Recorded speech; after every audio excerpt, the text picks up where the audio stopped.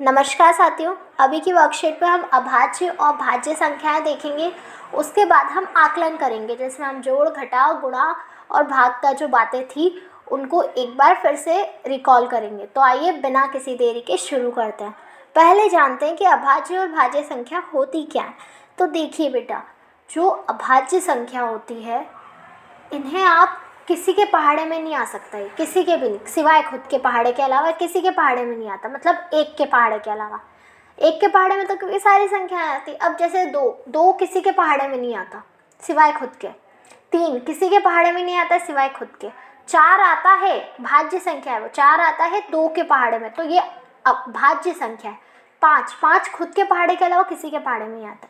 छः आता है, दो के पहाड़े में भी आता है, तीन के पहाड़े में भी आता है, तो ये भाज्य संख्या है। लेकिन सात खुद के अलावा किसी के पहाड़े में नहीं आता।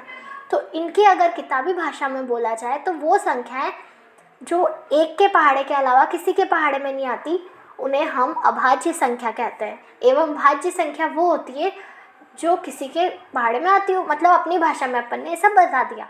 बात की बातें तो वही है कि जो गुणनखंड एवं गुणनखंडों है ना की संख्या लिखी है।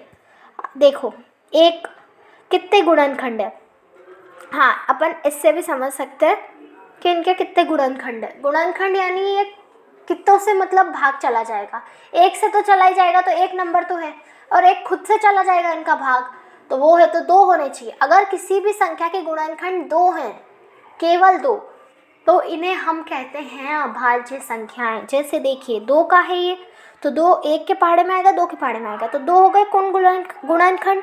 ठीक है, चार आ रहा है एक के में, दो में और चार में, तो ये तो तीन हो गए कुल, तो ये गुणनखंड तीन हो गए। यानी ये दो नहीं है ना, तो दो होंगे तभी अभाज्य कहलाएगी, लेकिन अभी तो इसमें तीन हो गए, तो ये हो गई भाज्य संख्या। आगे देखते हैं। इनने कहा है कि ये जो इनने बक्से में अंक दिए हैं, इनमें जो भी अभाज्य संख्या है इन पे घेरे बनाए। तो 100 तक के जो अभाज्य संख्या है वो आप करते रहोगे तो आपको पहाड़े जितने पता है उससे हो जाएंगे। बाकी अगर गिनतियाँ याद कर लो तो अच्छा है कि 100 तक कौन कौन सी संख्याएं भाज्य होती है।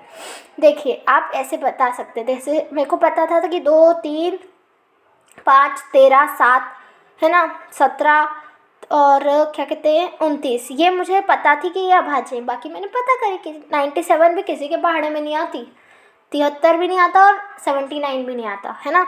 तो अपन ने ऐसे गोले बना लिए। आगे देखते हैं। अब ये आकलन शुरू हो गया। एक पेटी में 325 पुस्तकें आती हैं, तो ऐसी 52 पेटियों में कुल कितनी पुस्तकें आएंगी। एक पेटी में अगर 325 आती हैं तो 52 पेटियों में कितनी आएंगी, 52 का गुणा कर दो। एक ही विधि में हमने सीखा ही था, तो हमने इसका गुणा करा। तो 5 दूनी 10 का 0, हाजिर लगा 1, 2 दूनी 4 और 1 5, 3 दूनी 6, फिर 5 25 का 5, हाजिर लगा 2, 5 दूनी 10, 11 12 का 2, हाजिर लगा 1, 5 दिया 15 और 1 16। फिर इसे जोड़ दिया हमने, 0, 5 और 5 10 का 0, हाजिर लगा 1, 6 और 1 7, 8 9, 6 का 6 और 1 का 1। ऐसे करके हमने इसका गुणा करके निकाल लिया कि 52 पेटियों में कितनी पुस्तकें आएंगी।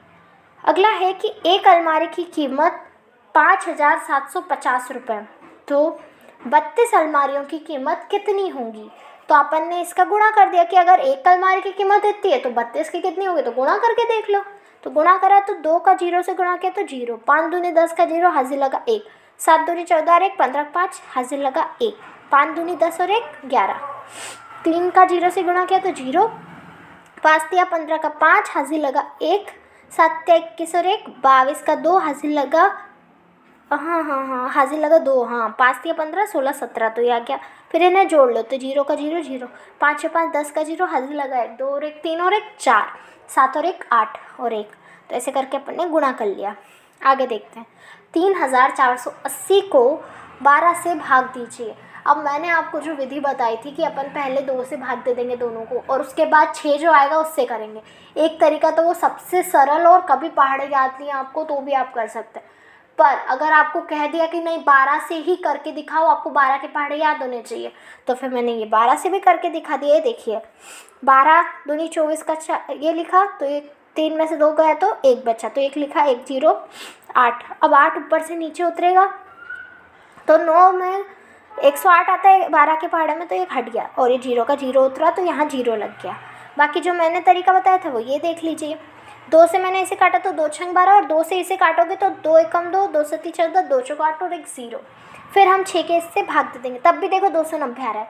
मतलब उत्तर गलत नहीं आएंगे, बस अगर पहाड़े याद नहीं है तो आप इस तरीके से कर सकते हैं। और मैं तो आपको यही तरीका जो है कि पहले इसे काट लो और फिर निकालो, उसी तरीके से करने को कहूँगी।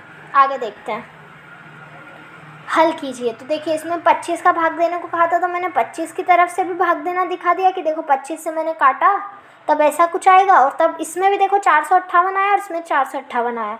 और बाकी ये देखिए 5 से पहले काटा तो 5 हम 25, और फिर से काटा तो 5 दूनी 10, 5 तो सॉरी 5 दूनी 10, फिर 1 बचा, और फिर से 5 दूनी 10, फिर 4 बचा, 5 नमक 45, और फिर 0 का 0 उतर गया। और फिर मैंने जो आई संख्या इसको इससे कैंसिल करके उत्तर निकाल लिया 458। अगला देखते हैं, एक अभ्यास पुस्तिका बनाने के लिए 40 पृष्ठों की आवश्यकता पड़ती है। तो 4840 पृष्ठों से कितनी अभ्यास पुस्तिका बनेगी। तो देखिए, तो इसको एक आसान भाषा में देखते हैं। तो अगर एक किताब में 40 पन्ने लगते हैं, तो बताइए 120 पन्ने से हम कितनी किताबें बना सकते हैं। तो सीधी सी बात है, 40 दिया 120 होता है। तो अपन एक चीज़ गौर की यहाँ पे कि 40 से अपन 120 को भाग दिया तो 3 आया, और 3 पुस्तकें इससे बनेगी। तो इन्हें एक बड़ी संख्या दी है तो अपन बड़ी संख्या से भाग देंगे। देखिए मैंने एक और चीज़ सिखाई थी आपको कि अगर अंत में शून्य की संख्याएं बराबर है, या फिर जितनी नीचे है उतनी ऊपर है, या इससे ज़्यादा भी है, तो भी आप जितनी बराबरी से काट सकती है उन्हें काट दीजिए। तो मैंने यहाँ शून्य से शून्य काट दिया, और फिर उसके बाद इस तरीके से इसका भाग दिया ताकि ये हो भी जल्दी गया। तो ऐसे करके हमने आकलन भी पूरा किया, अभाज्य एवं भाज्य संख्याएं भी देखी। बस ऐसी पढ़ाई करते रहें। मिलते हैं अगली वीडियो में, तब तक के लिए ओके बाय।